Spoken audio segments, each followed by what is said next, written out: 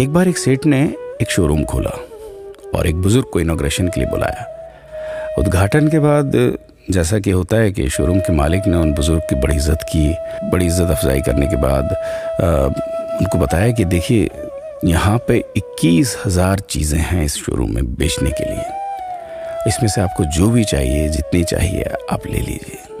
बुजुर्ग हंसे और बोले कि इनमें से एक भी चीज़ मुझे जीने के लिए ज़रूरी नहीं लगती।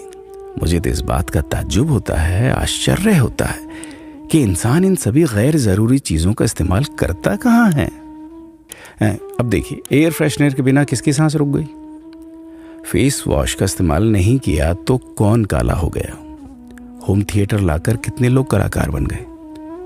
कंडीशनर से किसके बाल मुलायम और काले हुए हैं?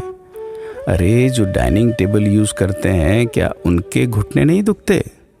थोड़ा दिमाग पर जोर डालकर याद कीजिए कि हैंड वॉश के बिना आपके किस दादा के पेट में कीड़े हो गए थे।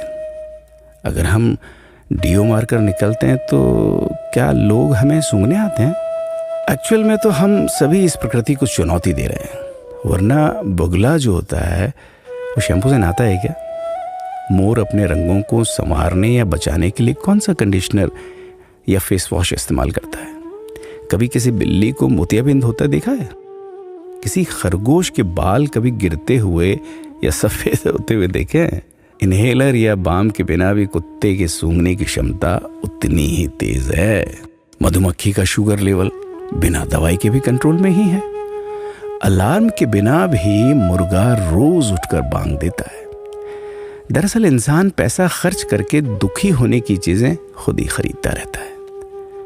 नेट बंद तो दुखी, लाइट जाए तो दुखी, मोबाइल का चार्जर खराब तो दुखी, केबल टीवी कट जाए तो दुखी, मच्छर मारने की दवाई ना मिले तो दुखी, महिलाओं को मेकअप ना मिले तो दुखी, मैचिंग कपड़े नहीं मिले तो दुखी।